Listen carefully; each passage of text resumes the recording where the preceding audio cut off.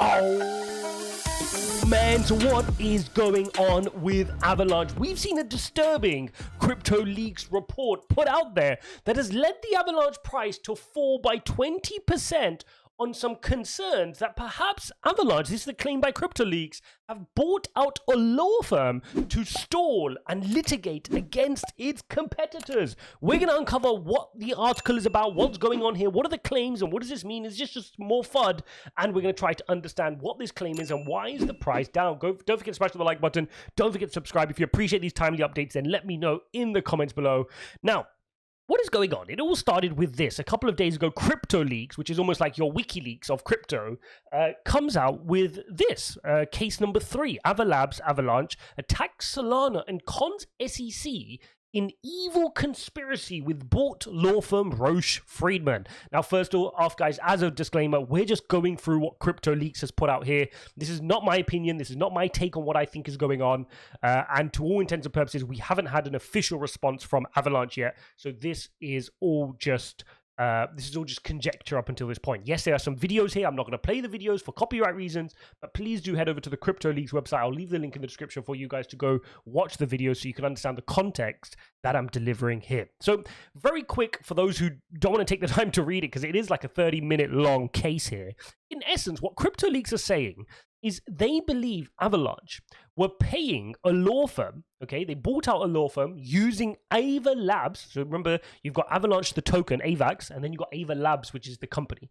So they're saying they bought this law firm out with equity in the company and percentage of the token supply to go ahead and litigate. This is what their claim is, to go ahead and litigate against its competitors. Now, we know that at the time of recording, this law firm, Roche Friedman, has litigation against Definity, it has litigation against Binance US, it has litigation, class action lawsuits against Solana as well. Okay, so we know that's going on.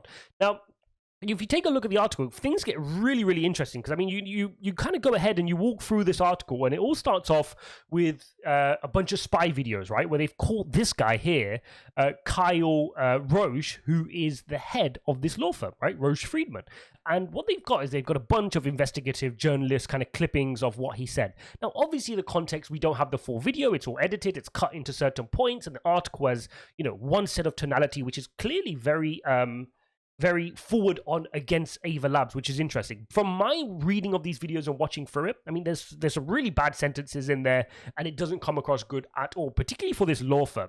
But there are a few other bits which do make you question, right? And the bits which make you question are when this guy, Kyle, mentions that in August 2019, him and Emin Gun, who is the founder of Avalanche, they went ahead and went to the same co-working space and set up their companies at the same time.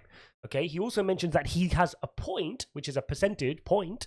I have a point in equity in Ava Labs and also in Avalanche tokens as well. So that is revealed here in this. And there's a bunch of different quotes which I'll read to you, but this is all coming from the clips from here. So do go ahead and watch it. But I mean, he said things like, he claims that he was one of the first to receive any Ava Lab stock after renowned investor Andreessen Horowitz. So he's saying he was second on the cap table, which is very, very interesting. I mean, this is what kind of gets me thinking, because I'm always using my own thoughts. I don't want to take what's given to me at face value. But one of the things that gets me thinking is, hang on a second, if you're Avalanche, if you're Emin at the time, and you've just raised funds from one of the biggest investors out there, Andreessen Horowitz, you're now cash rich, right? You are cash rich, and yes, you probably want, one of the areas you want to sort out is getting good legal representation. Why would you take a guy just starting, leaving a company, just starting a legal profession, and then more importantly, why would you pay him in equity when you're cash rich? Why would you pay him in equity and give him some of the token supply?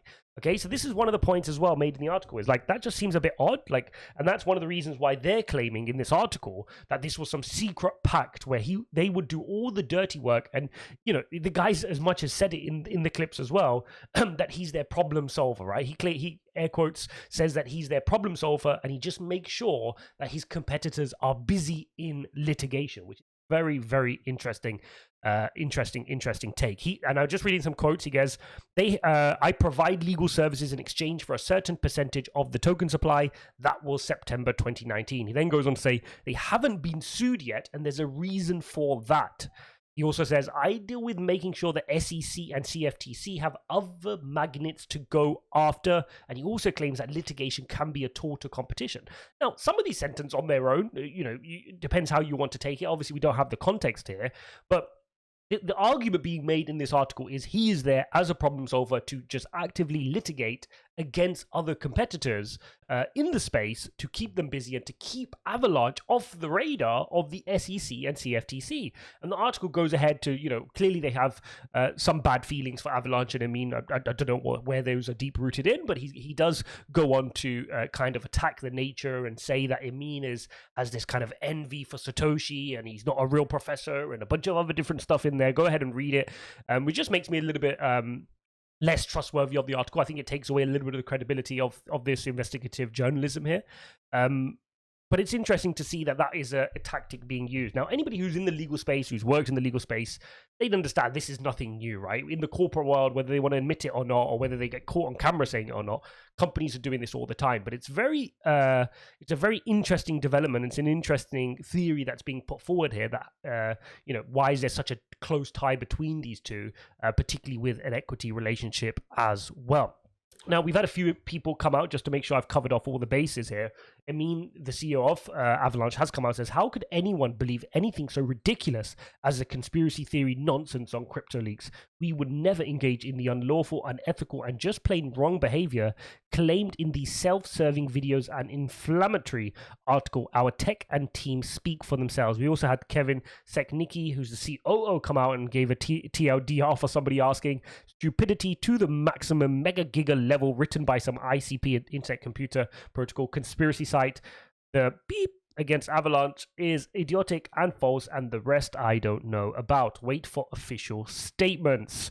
Okay, and then somebody came out and said same energy, and they quoted Do Kwon's reply. Probably the most retarded thing I've read this decade. Silence is perfectly acceptable option if stupid. Okay, so that's the takes there. I mean, you've also had Binance CEO kind of come out and says this is wild. Not sure if this is true, but assuming the videos are not deepfake, and of course Binance was a target.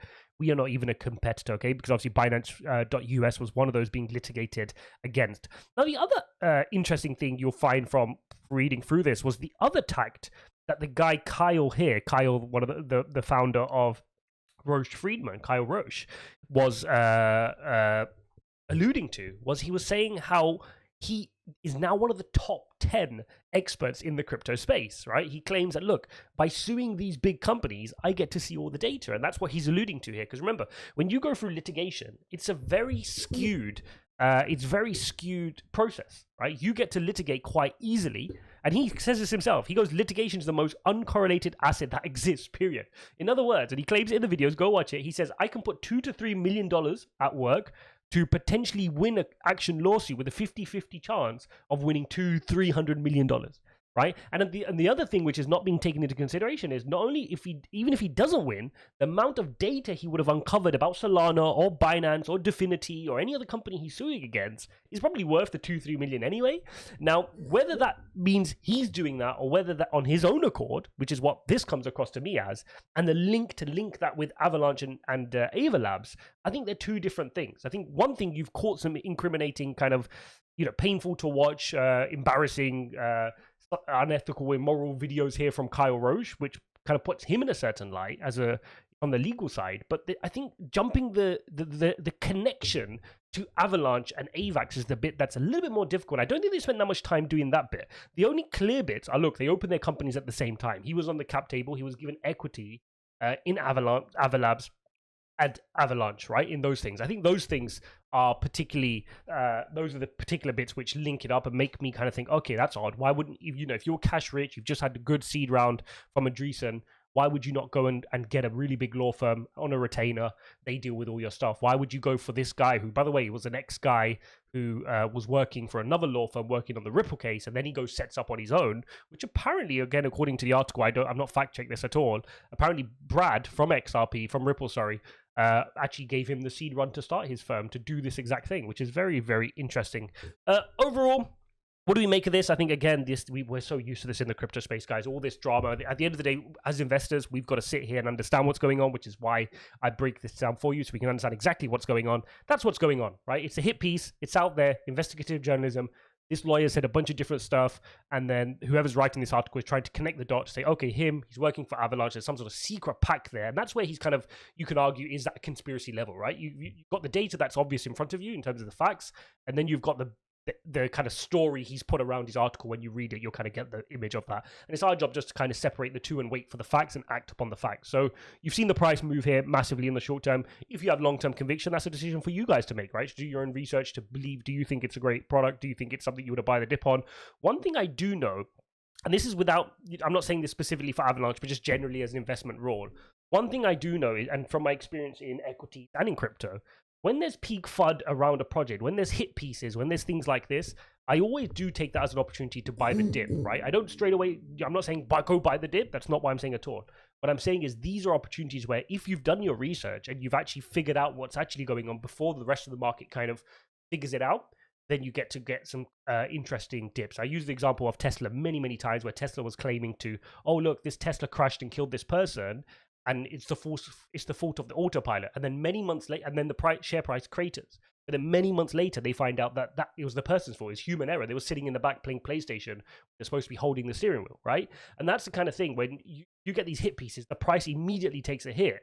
And it's over time that the true story and more details emerge. And when those details emerge, generally, if positive and if better for Avalanche and AVAX, you'll see the price start to recover. So those are the opportunities from an investment point of view to find those dips. Now, obviously, in a moment like this, I wouldn't be buying the dip right now because it's still out in the open. We don't know what's going on. We've not had an official statement from Avalanche. It'd be good for those to address. I did drop the team a message to see if they wanted to jump onto the channel and kind of address this. I think they're probably going to go down the route of posting some sort of official response to this in the first place. But definitely, I guess there's always an element of, is there smoke without fire, right? I mean, that's always comes up when you watch things like this. But I guess Avalanche can claim that this guy's out for it on his own, and he's just my legal representation, and he's what he says is what he says. It doesn't reflect on Ava Labs and Avalanche, and we wouldn't do that. So I guess that's the angle they'll probably want to take. Hope you guys enjoyed this video. If you appreciate this breakdown, let me know. What do you think of this? If there are any further developments, I will be jumping on with another video for you guys. But what do you think of this? Have you read the article? What do you think of it? What's your take of it? I mean, it's definitely, it's definitely damning, right? But I don't think, and this is just me being probably a bit pessimistic about the world, really. But this kind of stuff happens all the time, right? Whether it's in corporate world, whether it's in the crypto space, you'd be naive to think this kind of stuff does not go on. Now, the fact that he's been caught saying it is what makes it particularly horrible. But I'm not under the illusions that this kind of nasty gamesmanship is not happening in corporate America, in corporate UK, in crypto space as well. I mean, this is the kind of stuff that happens here for profit. Unfortunately, we just need less of this stuff going on in the crypto space and in the world at large. Hope you guys enjoyed. Smash the like button and subscribe. Go watch this video here, and I'll see you in the next one.